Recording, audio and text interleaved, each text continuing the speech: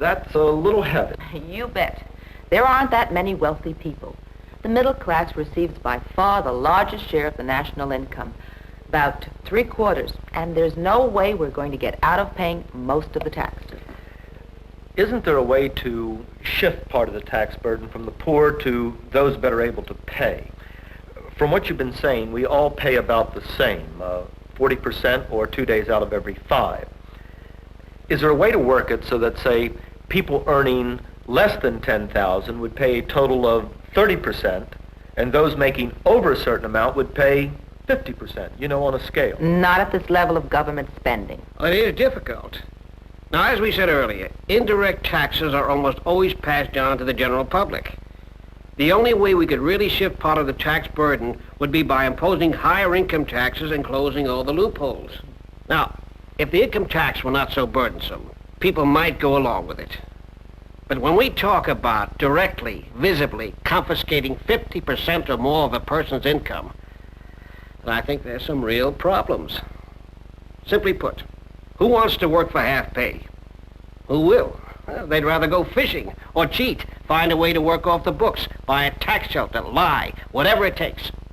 A dollar earned out of sight of the tax collector is worth twice as much. What else can you do with your money when it doubles on the spot just by keeping your mouth shut? A 50% rate is a drag. Successful people have so many ways to avoid paying taxes. Suppose we try to tax what a psychiatrist makes over $50,000 a year. He might set up a thing called the Clover Bottom Foundation, a tax-exempt course. Its purpose, providing recreational therapy for his patients, with a horse farm, golf course, a swimming pool, all of which he and his family can also use. With a setup like this, he can afford to pay himself a salary of $20,000 a year and still live like a king. And he'll get away with it. Look at the company he keeps. Labor unions, churches, scouting organizations, all own tax-exempt country retreats.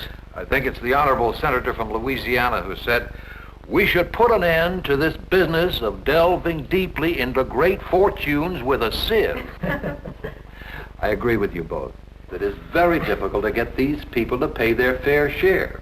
I do think we should keep trying. We're going to take a short break. It's a joke.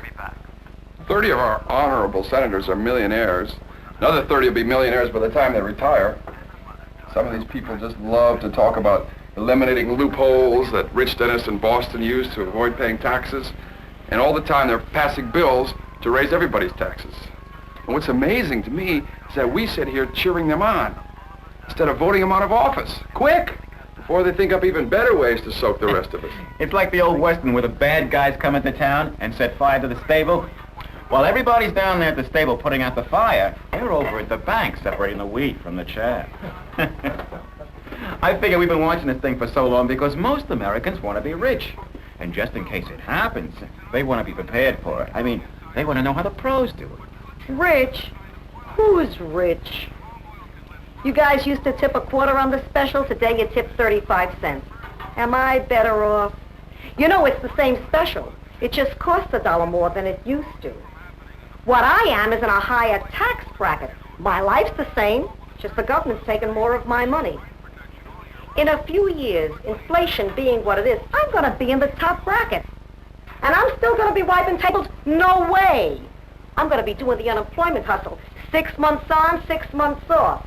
Some of my friends have been doing it for years. Why pay more? That's right. Why pay more? Pay less. What works for the Rockefellers, the Kennedys, and the Morgans can work for you. Here's how. I will work with you personally for 1 full day on your income tax returns. Your cost, just $200. That's right, just $200. The law will not allow me to say, I will save you much more than $200. Just remember, what works for the Rockefellers, the Kennedys, and the Morgans will work for you. Now, suppose they do call you down for an audit. Do you want to go down there by yourself? I've been on hundreds of audits. You may find a very nice lady in a powdered wig. And nearby she'll have shelf upon shelf upon shelf of the United States tax code. 40,000 pages of rules, regulations, and appended judgments. 40,000 pages. They make no sense at all. But don't take her word for it. Here's what a U.S. government study has to say about the IRS. The treatment of the American taxpayer is whimsical, inconsistent, unpredictable, and highly personal. Do you want to go down there by yourself? Think about it. Why pay more? That's right. Why pay more? Pay less. Pay me. Who needs this? We could easily do without it. For example, following Milton Friedman's suggestion, let's throw out the present federal income tax system with its schedules A through F, S, E, and R, maxi tax and mini tax, capital gains, income averaging, and replace it with a flat 16% tax on income. If we did this, the government would get just as much money out of us as it does now, and our total cost, the taxes we pay, plus the cost of trying to find ways not to pay part of them, would be less. The 16%. We could replace the federal income tax with a flat 16% rate, and most of us would pay less. Yes, and that's allowing the present personal exemption for dependents as well as strict business expenses. She's right. And that would be fairer and more equitable than what we have now. But not very realistic. People don't want it. Suppose we could rub out all the tracks left in the tax code by the wealthy, the large corporations, and all the other special interest groups. It would still be a very complicated affair with exemptions, deductions, credits, and all the other gimmicks. Why? Because we want our tax system to do much more than raise money for the government. We want our tax system to help create jobs for the unemployed, help solve the energy crisis, and help achieve a more equitable distribution of wealth. Frankly, tax simplification strikes me as a non-issue. Frankly, we can't afford our present tax system. To give you an idea, suppose Americans spend 4 hours a year, on the average, preparing their income tax returns. Then the total time we spend is equivalent to 150,000 people working full-time. That's more than the number of people employed by Alcoa, Anheuser-Busch, Borden, and R.J. Reynolds combined. We need a simpler tax system. All but the smallest business has to file and pay payroll taxes twice a month. Goodyear Tire spent over $35 million a year, not in taxes, just filling out all the government forms. All these bookkeeping and reporting requirements are even more brutal on a small business. John, what do you think should be done or can be done? I think we have to work towards easing the tax burden on the working poor. Look at Social Security. As you said, it's the biggest tax most of the working poor pay, nearly 12%. But what is Social Security really? It's not insurance. Its benefits go up whenever the cost of living goes up. It's hard to find an insurance that'll do this at any price. Social Security is really a tax on today's workers, which provides a minimum level of subsistence for today's older generation, and a promise, or maybe it's a hope, that our kids will do the same for us when our time comes. So be nice. We should pay for Social Security out of general government revenues instead of this tax which falls so heavily on those least able to pay. I suppose a stumbling block to this kind of reform is the fact that less taxes on one group usually means more taxes on another. Yes, I think we're living in a time of reaction and backlash. All we can do is hang in there until it passes. Now, the size of the tax burden is a serious obstacle to reform. Now, suppose we each got a bill for the whole dose at the end of the year. 40 cents on the dollar. Who would pay it? Or suppose at the beginning of the year, we were each threatened with jail sentences unless we promised to work exclusively for the government until May 18th. There would be a tax revolt which would make the American Revolution look like a tea party. In order to collect 40 or 50 cents on the dollar, we can either do it at the point of a gun, like what happened with the lady and the pig, or through a system like ours where there are a number of 2, 5, and 10% nibbles. If people knew how much they were paying, they might very well refuse to pay it. This is the dilemma of tax reform. Now, most of us are working 2 out of every 5 days for government. If present trends continue, we will be working half-time for government by 1984. I hope not. Half-time. Get out. Get out of my life, please. Too bad. It's a tough world out here.